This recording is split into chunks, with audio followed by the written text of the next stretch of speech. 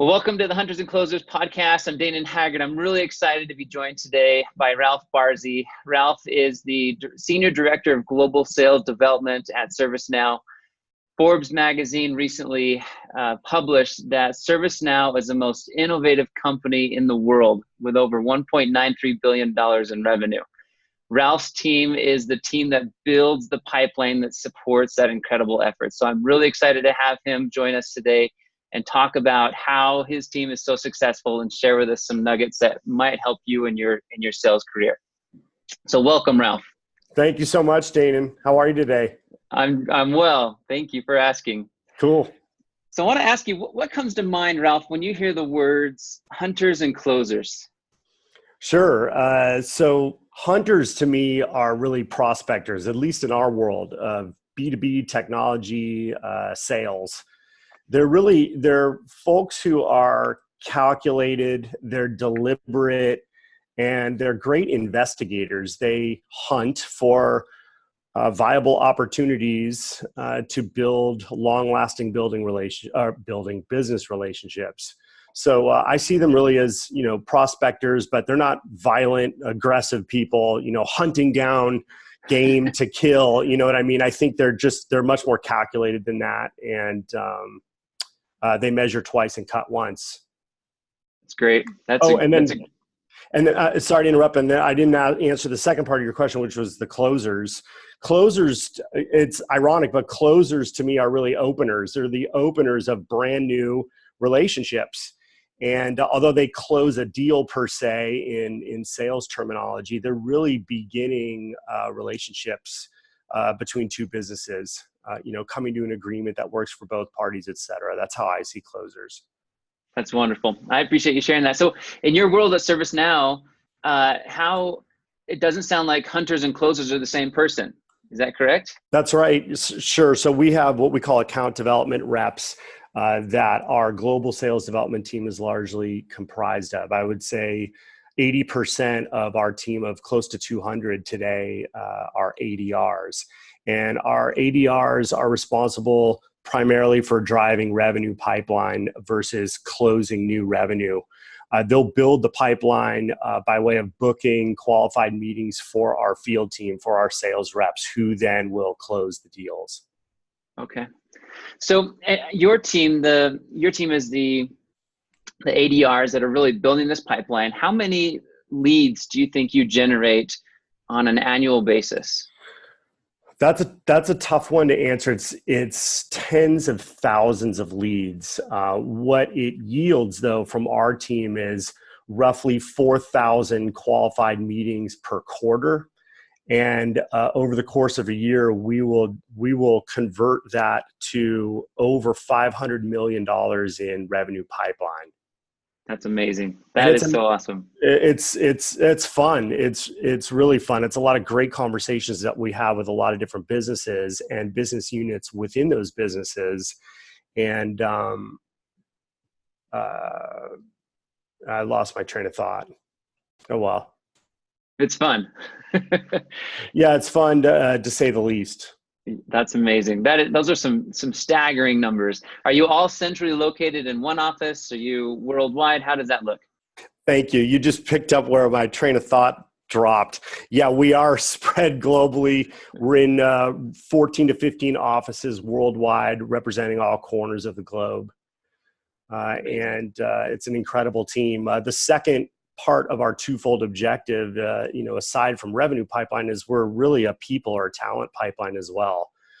Majority of the ADRs that are currently ADRs become our future sales reps. So what does the relationship then look like between an ADR and a sales rep? Sure. So today we maintain a ratio of 1 ADR to 3, upwards of 6 field reps. So depending on where you are in the world and what your remit and responsibility is with respect to maybe a territory that you own, you as an ADR may support 3 reps, or you may support up to 6 reps. And we believe that interlock between those two is absolutely critical. And that interlock entails everything from perhaps if you were supporting me or vice versa, Dane, and I'd be really strategizing with you on your territory and making sure that I'm going after what matters most to you and to your pipeline and to your ultimate target or targets. And that might, that discussion will continue probably in micro one-on-ones that we have several times a week. It could be a 5-minute check-in. It could be a text or a message via WhatsApp, but we're constantly in communication and making sure that we're implementing systems to reach those targets. That's great. So are the ADRs, are they mainly responding to inbound leads? Are they generating outbound leads? Tell me about that. It's definitely both. I would say today, probably 60% is inbound lead follow-up and qualification, where the remaining 40% is outbound prospecting. We also have a number of different roles within our global sales development organization. And depending on the business unit or product line that an ADR might be assigned to, they may do more inbound versus outbound, or vice versa, depending on what role they have. So we have a product line sales ADR that might focus on a specific product line of ServiceNow's, or we might have what we call a lead development rep who's relatively new to the organization. And we want to ensure that no leads slip through the cracks and that we make sure that everything gets followed up on in short order, whereas a more senior ADR might focus on just a handful of accounts with a handful of account executives. And most of that work is outbound prospecting. On the outbound prospecting, are you pretty involved in reviewing those numbers? I know I'm kind of digging deep here a little bit, but how much of that is done over the phone as opposed to email, and a combination of both? Oh, great. Wow. I would be throwing out a bunch of vapor if I were to just give you a percentage, 60% of it is phone, 40. I mean, I think the bottom line is it's absolutely a combination of the email, of the phone, of social outreach to get conversations happening. I, for one, don't really pick up my phone. You have to really get my attention with a personalized message. Your timing has to be great. And when I say personalized, I don't necessarily mean, hey, Ralph, I saw you went to St. Mary's College in Northern California. Hey, my friend went there too. That's not really moving the needle. What is really enticing to me is when you can talk about a problem that I'm likely encountering with the organization that I run and the world that we work in, and pair it up with results that like teams or like companies have seen by working with you and leveraging your offering. That kind of stuff is going to get someone like me on the phone. And that's what our team keeps in mind when they conduct their outreach efforts. They really want to make things personal, but they want to really hit home on potential pain that prospect might be encountering. And a lot of times that pain, as you know, is latent. They don't even know they have a problem yet until you start to surface it. And that's when we can get some serious dialogue going. And that's when people actually get on the phone and start talking. That's great. Yeah, I'm like you. I don't answer the phone if someone's going to call and prospect into me. But what it does do is it puts a voice behind the email, and so I'm going to listen to the voicemail that's left behind, and I can, within 3-4 seconds, tell whether or not I want to have a conversation with this individual. Yeah. So it's still key to be leaving those voicemails as we do the social and the emails and just the whole 9 yards.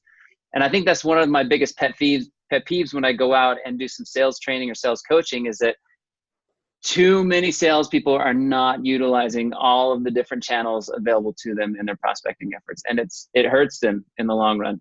Oh, absolutely. You've got to use all the tools in the tool chest, all the arrows in the quiver, whatever analogy you want to use. And don't underrate a lot of the media that we can use to penetrate a net new logo and get a conversation going. You talk about voicemail, and it's funny, but I actually have an iTunes library that's literally filled with voicemails that I've gotten over the last 2 to 3 years.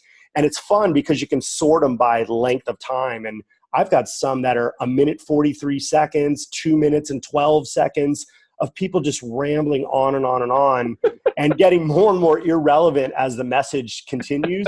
And I've actually used it in internal training sessions that we've held. But on the other side of the spectrum, some of the best voicemails I've gotten are maybe 15 seconds long, and they're telling me that I don't have to call them back. Hey, Ralph, it's so-and-so from here. Here's my number. Look, no need to call me back. I'm going to send you a brief, concise, yet detailed email as to why I'm calling you in the first place.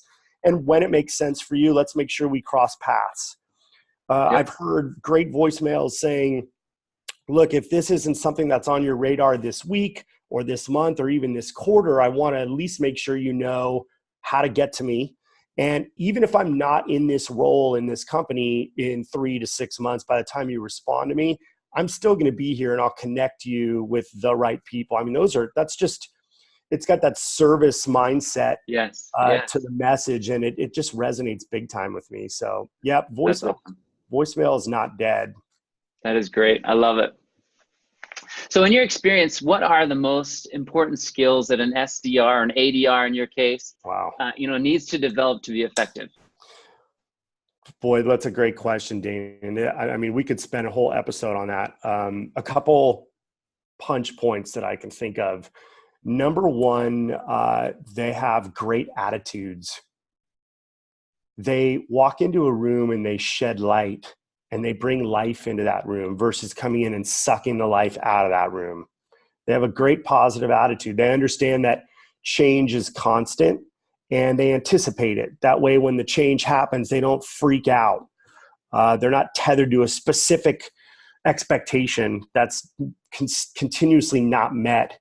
And so as a result, they can flow and flex with constant change. The best that I've seen in the business, while they're organized, what's more important is they're just prepared for meetings that we have, calls that take place. They begin with the end in mind, so they know what their target might be for a specific quarter or even the year, and they reverse engineer where they need to be at any point in time in that quarter that points them towards hitting or exceeding their targets. They've got their act together, and they work hard at mastering their craft.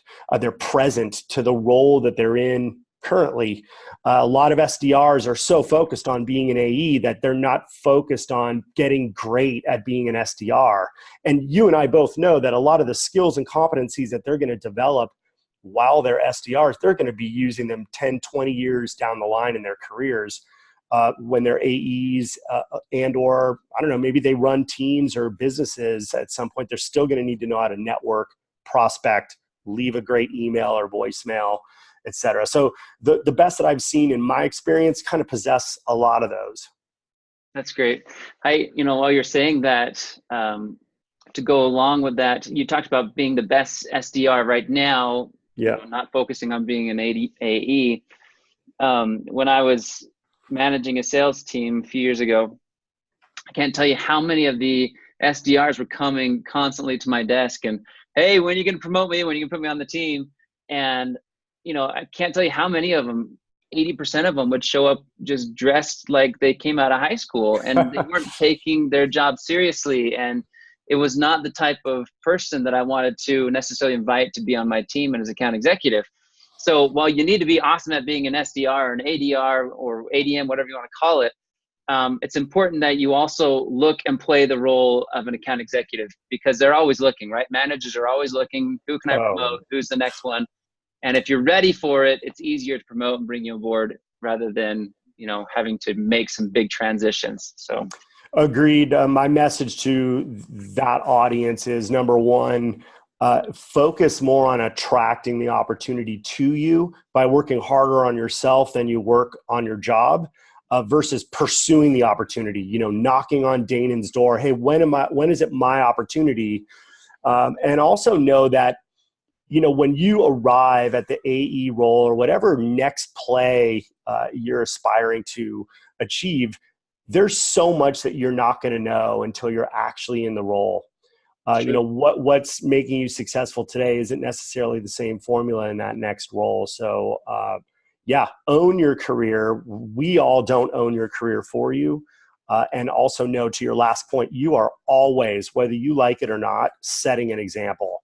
by the way you dress, the way you carry yourself, whether or not you look people in the eye when you talk to them, or have a firm handshake, or follow up and follow through on things that you said you were going to do. I mean, all of it counts. I think this next question really goes into this, what you're talking about right now, but I've heard you talk about how SDRs, ADRs need to be contributors of value. Yeah. Can you elaborate upon that a little bit more? Sure. I got that concept out of a book called The First 90 Days, and it's written by a gentleman named Mike Watkins. And in it, he unveils this concept of the break-even point. And what the break-even point is, it's really for new hires or people new into a specific role in their company. When they start in that role and they're onboarding and they're learning, they're consumers of value. They're gobbling up case studies and they're understanding the process. A lot of new AEs have never gone through the red line process with legal, and they don't know what scopes of work might look like or how they're crafted, and they're just learning, consuming. Well, the second they hit what Mike calls the break-even point, they are contributors of value. They've closed that first deal, or they've presented in front of a team of executives externally or internally. They're starting to produce, they're starting to contribute. And the same applies to the sales development role. You really need to focus on expediting your time towards the break-even point so that you hit it much faster and become a contributor of value versus a consumer. And another study was done probably mid-2000s by a gentleman named Mark Leslie, and he produced a great piece of content called the Sales Learning Curve in the Harvard Business Review, and has since gone on to talk on behalf of Sequoia Capital and some other firms about the Sales Learning Curve, which essentially says the same thing to account executives, how they need to show the return on the investment that the business has made in them by way of their sales and their consistency of performance. So that's what I mean by being a contributor of value. And it applies to everybody and every role if you think about it. That's great. Yeah, it's so true. You can tell the difference between those that are sucking all the resources and time and brainwaves of everybody else, and those that are contributing to the organization and adding value. And those are the ones that everybody wants to be around, right? You feed off of them, and it makes you more enthusiastic, that helps you to be successful.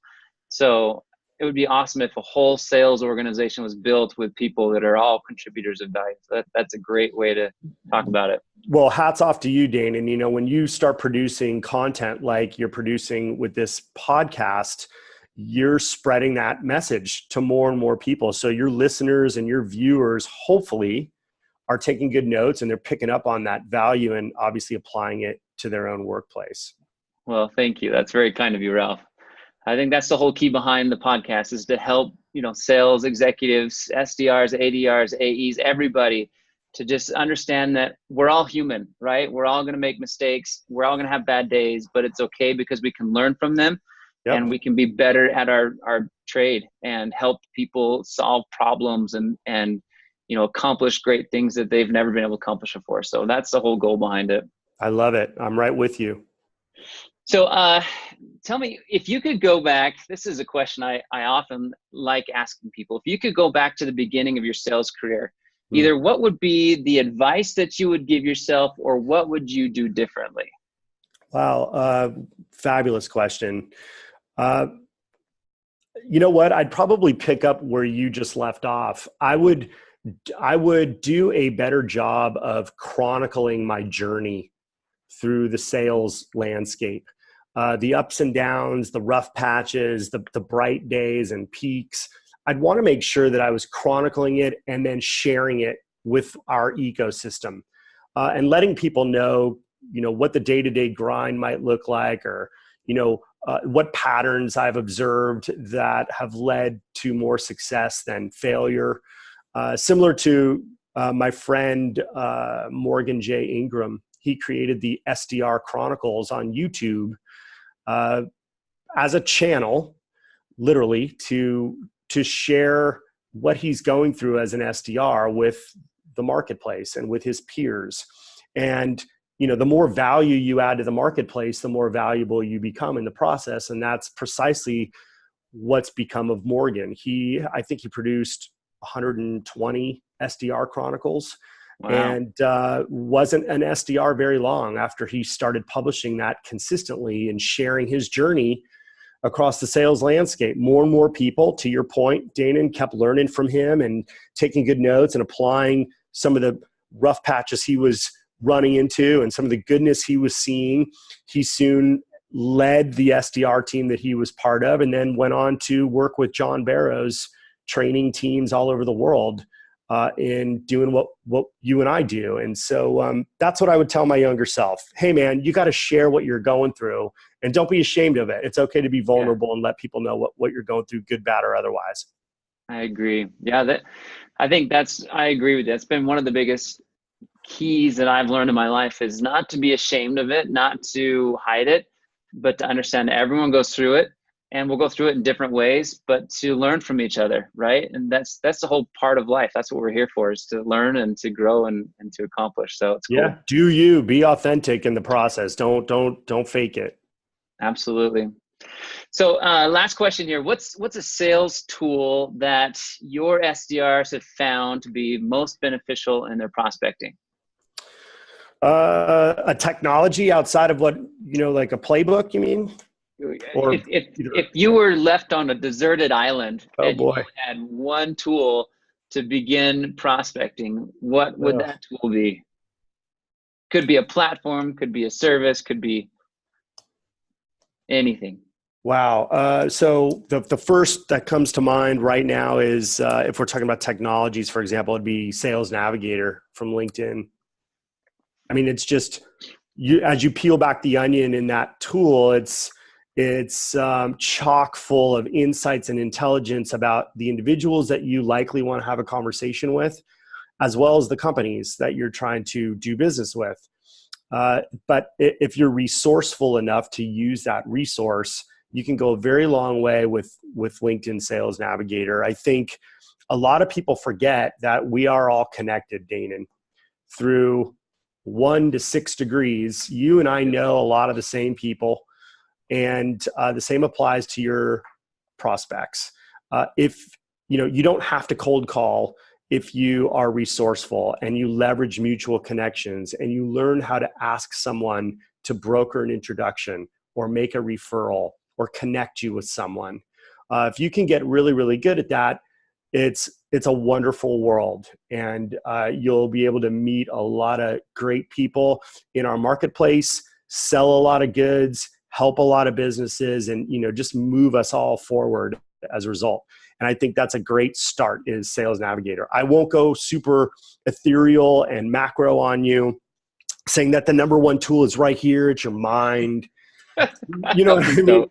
Yeah, it's like, go to LinkedIn Sales Navigator, for example, and use it. Use it well and use it wisely, and you'll be great. That's awesome. Yeah, there's so many great resources inside of Sales Navigator that just go unused. I think for lack of education, I think for lack of effort. But I have found, 7-figure deals in Sales Navigator that, have changed my life and, people's lives that I've worked with. So it's an amazing platform. Yep, it is. Yeah, I hope that answered the question for you. Yeah, no, that definitely did. Thank you very much. Cool. Well, I'd love to give you the time now to tell us about ServiceNow. Tell us about anything you'd like us to know, and then we'll wrap it up. Yeah, take a look at us, ServiceNow.com. Essentially, we are an enterprise service management platform. We operate in the cloud, and we enable essentially every business unit across the enterprise to streamline their workflow, their day-to-day operation. So what I mean by that is anything from changing a password on your laptop to ordering a chair for your office to IT teams assessing all the assets that they have and addressing incidents and problems. It's all done virtually in the cloud via ServiceNow's platform, hence the name ServiceNow.